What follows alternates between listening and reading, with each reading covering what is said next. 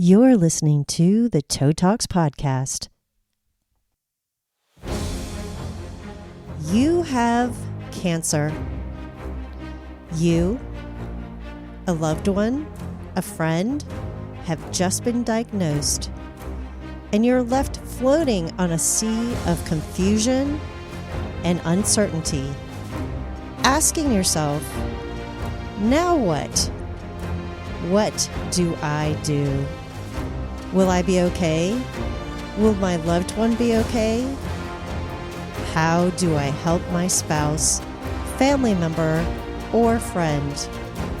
Well, today, my husband and I will answer all these questions and more in order to help you navigate these treacherous waters during this difficult and uncertain time.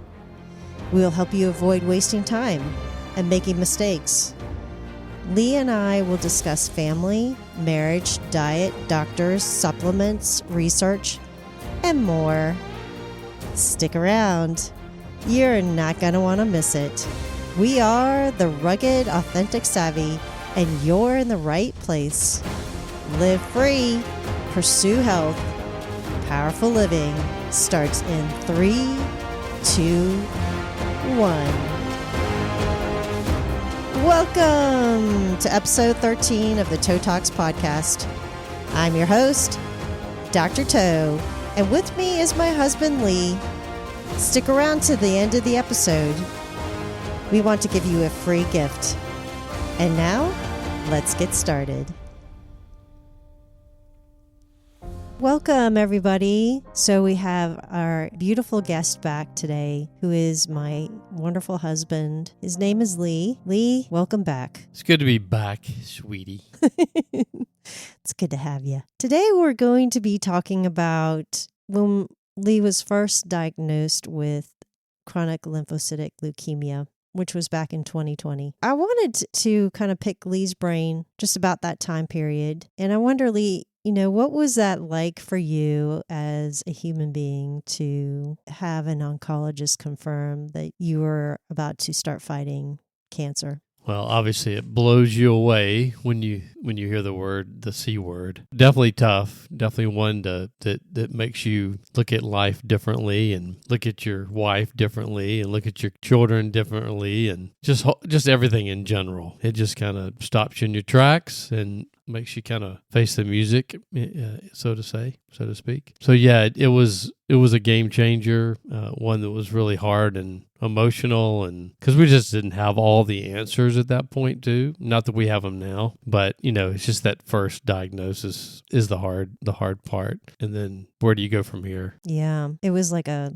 gut punch, very, very unexpected. Of course, you don't know what to do because you've never faced it before. Something brand new and serious at the same time, and that's incredibly humbling. For me, it painted the picture of just how out of control life is, the lack of control that I really you had. I thought I had a lot of control in my life, and that was an illusion. I think it was God teaching me just how much was in his control. So in that same spirit, let's move towards another question, and that is, there's a lot of spouses out there who have spouses who just got newly diagnosed. Do you have any advice for the spouses of those who've just been diagnosed to encourage them, or things to do or not do that might be helpful? The bottom line is you probably already have a spouses on your team, but this is the whole next level of being on your team in a supportive and a way that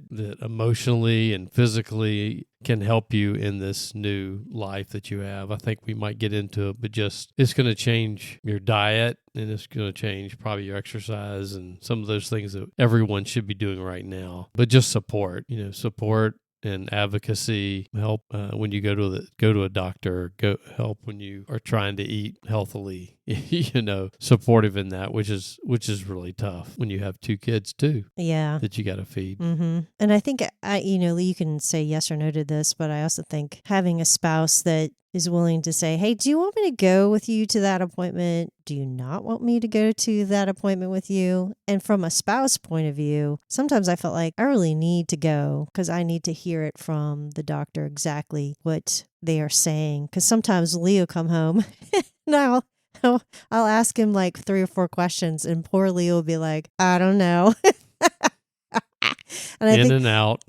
I think this is the difference between men and women sometimes too. But I'm obviously more medically minded, and so my mind works a little bit more in that atmosphere. Now let's talk to the person that just got newly diagnosed with cancer. We're going to talk about what we did. We're going to tell you things that we learned along the way so that you don't have to waste time. But the first thing I would tell you is, what do you think the first thing I would tell people is, Lee? Change your diet. Yeah.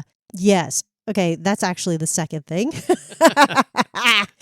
But that is at the top of the list. That would be number 2. But the very first thing I would tell you, especially if you've been diagnosed with blood cancer or specifically chronic lymphocytic leukemia, is to start fighting. You will get the oncologist jingle of, hey, you just been diagnosed, but you don't have any of the, you're not on the scale that says that we need to start treating you. We won't start treatment until you need it. No. You start fighting day 1. Do not wait. And I will tell you that there is something that you can do, which Lee and I would call early treatment, even though there are people out there that say there is no early treatment for CLL. Well, I beg to differ. And if you go to my website, drtoe.com, you can see a guide that's a protocol that's for early treatment CLL, and it also works synergistically with chemotherapy.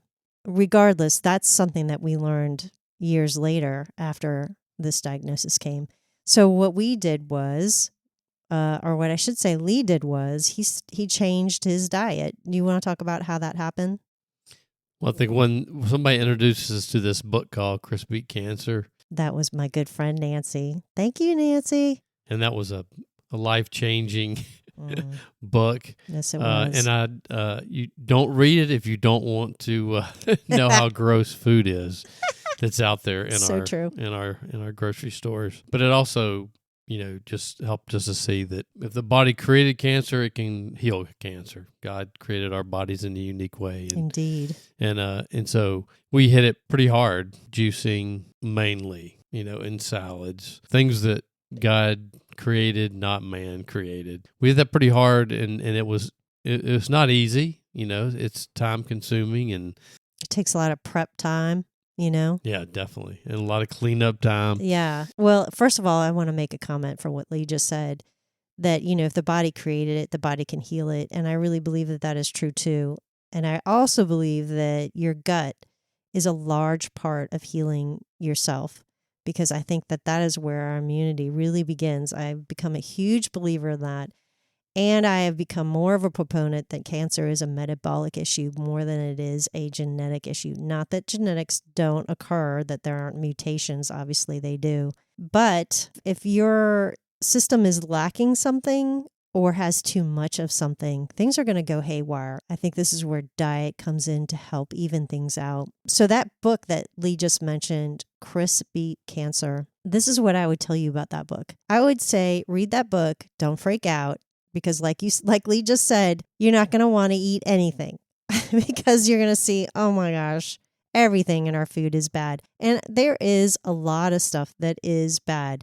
I'm really hoping that Bobby Kennedy is going to change a bunch of that, because there is a bunch of stuff that is allowed in the United States that is not allowed anywhere else in any other countries. It's ridiculous, even GMO stuff. And we'll talk a little bit about some of those things here. So the point being is to start slowly. You can't not eat. You have to eat. Every day, every week, just get a little bit better about something, about cutting out something, about making something instead of buying it pre-made. If you can afford, what you can afford as far as buying organic, it's unfortunate that it's so much more money to buy organic, but there are studies out there that have proven that people who eat organic food versus people who eat what's in the food chain supplied as it is not organic, there are far more chemicals in their body than those who eat organically, simply by what they're putting into their mouths. So there is something to say about it's worth it to eat organic as much as possible. And there are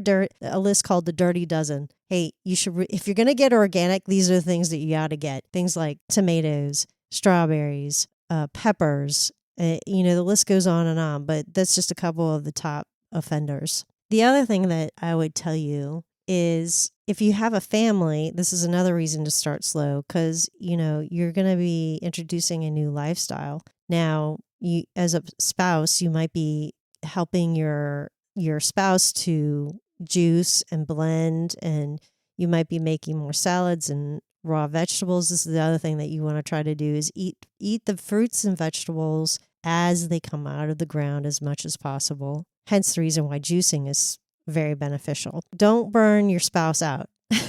If you're a spouse, don't burn yourself out because you can very easily, especially if you don't want to be cooking, several different meals a day, but you do want to start to figure out how to balance that. So start slowly would be my encouragement to you.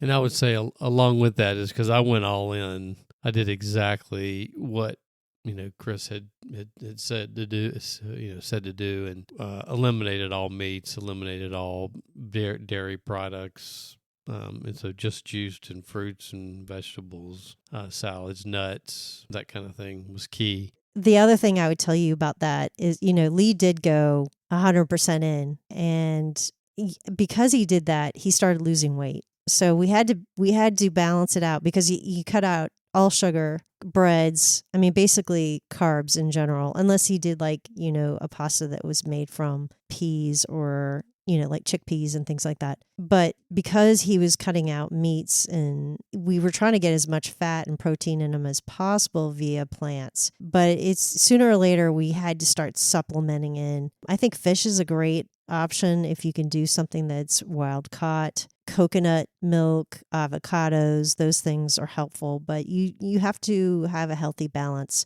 You don't want to get out of whack in any way, out of just a staunch, I'm going to follow this diet. So you have to do it smart. Okay, the other thing that we want to say, let's just talk about a few things that you can look for on labels. And in the book, Chris Beat Cancer, he talks about this stuff. But, you might get something that's organic, and some of this stuff is just completely unavoidable, but it will say natural flavorings or natural ingredients. And that does not necessarily mean it's good for you. So for instance, and this is extreme, arsenic, copper, lead, all those things are naturally occurring. And they are allowed in food to a certain degree by the FDA. Yes, they are. Go check it out. Just because they're naturally occurring doesn't mean you want to put them in your mouth. Lee wanted to. We're both coffee drinkers, and he was looking for a good coffee creamer. And we're entertaining the thought of oat milk. And then what happened, Lee? Yeah, I started. Through this whole process, you start looking at ingredients of everything you eat because that's what. I read in the book, and you just start looking at that and then it just kind of grosses you out. And one of the ingredients in a coffee creamer was this dipotassium phosphate or something like that. Yeah, dipotassium phosphate. Mm-hmm. And so I Googled that and it was like animal bone and pee or and urine, like yes. And urine, yeah. And then now it's been, upgraded to crush bone. I guess it's some kind of thickener. Yeah, or they use a rock, which again, I don't don't know is necessarily like I don't want to eat granite. Thanks. Iron, I need iron, but I don't necessarily want to eat it in my food, unless it comes naturally. You know what I'm saying? So things like that. Here's another thing that you might not know. Shredded cheese. You know what they put in shredded cheese that's naturally occurring? It's under the term cellulose. Do you know what, Lee? Do you know what cellulose is? Okay. I can't remember. Most people don't. It's actually wood. The FDA considers cellulose to be a dietary fiber, specifically an indigestible, insoluble fiber found naturally in plants, and generally recognizes cellulose, powder, gum, and gel as, quote, generally recognized as safe, GRAS, which, by the way, Bobby Kennedy is trying to get rid of that term because it's a loophole. Cellulose is considered safe and inexpensive carbohydrate that comprises of the woody parts and cell walls of plants. Here's the kicker. The cellulose added to processed foods usually comes from wood pulp, which is sawdust, or cotton lint. So, yeah, a tree is naturally occurring. I don't really want to eat it. And here's the other thing that they put in shredded cheese. This is the reason why you should shred your own. Oh, and Lee can tell you what else is added to cheese that's annoying here in a second. But it's a antifungal drug to keep mold from growing, and it's called natamycin. I'm like, what? Okay. Yeah, we're shredding cheese from now on. Do you remember the other ingredient in cheese, Lee, that we were like, oh, geez, this is great? It's aluminum, right? Mm-hmm. Yeah, but they disguise it as salt. Mm-hmm. Yeah, that's Same thing. That's your FDA working for you.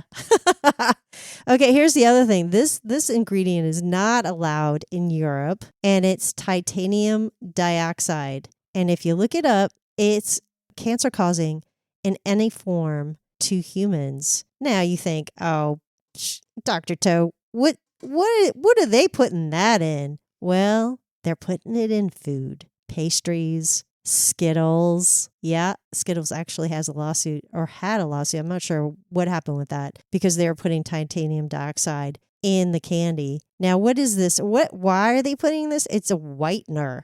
That's the only reason why they put this ingredient in is because it whitens things. Here's the other thing that it's in: cosmetics. You would not believe how many things of cosmetics, and go check your foundation right now, ladies, because you're going to find it, especially if it's a cream foundation. Also, nail polish. And the most recent thing that I just found, which is highly annoying to me, in feminine products. And you're sticking that in reproductive areas inside or near. That's not good. So go check it out. You'll see what I mean. So anyway, lots of things to start weeding out of your life if you can. The next thing that we would tell you is you should add supplements. Without a good diet, you're not going to get the most bang for your buck with these supplements. Supplements are they're the icing on the cake. The cake is eating right, but supplements just make it all that much better. They help to boost your immune system. They help you fight sickness. And if you are immune compromised in any way,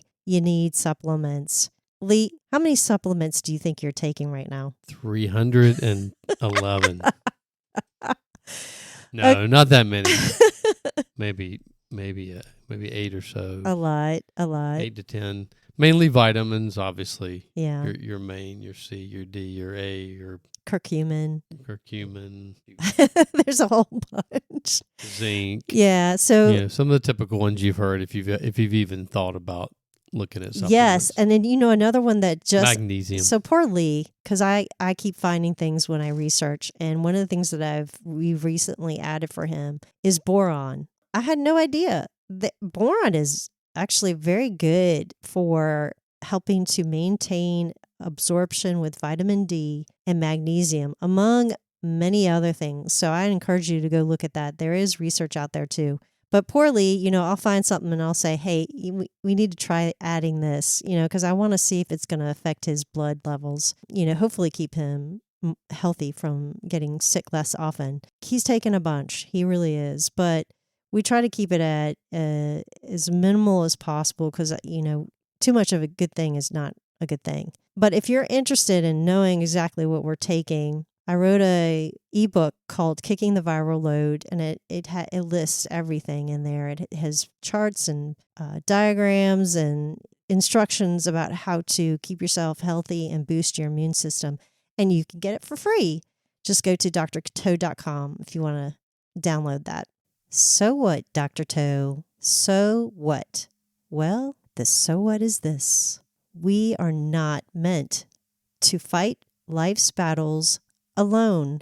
When you find yourself surrounded by people, but feeling utterly alone, turn to the God of the universe who stopped the sun and the moon for Joshua, made David a very unlikely king and a fierce warrior and conqueror over all his foes, split the Red Sea for Moses, slays giants, heals the blind, forgives sin, and provides living water for all who will drink. He is with you. He sees you. He loves you and knows your pain. Pray for help, strength, peace, wisdom, and encouragement. And if you haven't given your heart to Jesus, do it right now. Say this prayer with me. I am a sinner. I believe Jesus is King, who died for all my sins. I accept his forgiveness. I surrender my life to you and ask you to come into my heart right now to stay forever. Amen.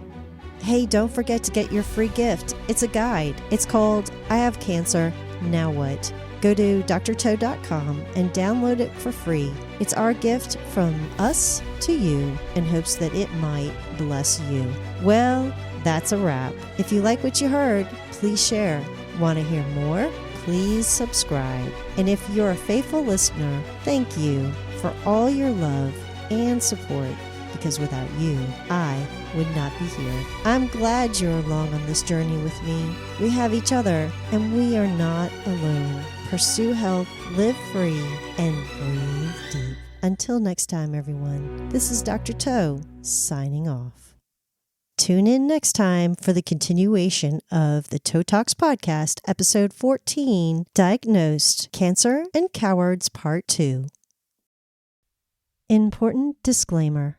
This podcast is presented solely for educational and entertainment purposes. I am not a medical doctor and I do not diagnose, advise, or treat. This podcast is not intended for the substitute of advice from a personal physician, professional coach, psychotherapist, or other qualified professional. It is not intended to be used or relied upon for any diagnostic or treatment purposes, or to be used as a substitute for professional diagnosis, treatment, or conventional medical therapy. None of the statements made in this podcast have been evaluated by the Food and Drug Administration. Please consult your healthcare provider before making any healthcare decisions or for guidance about specific medical conditions. Listen responsibly.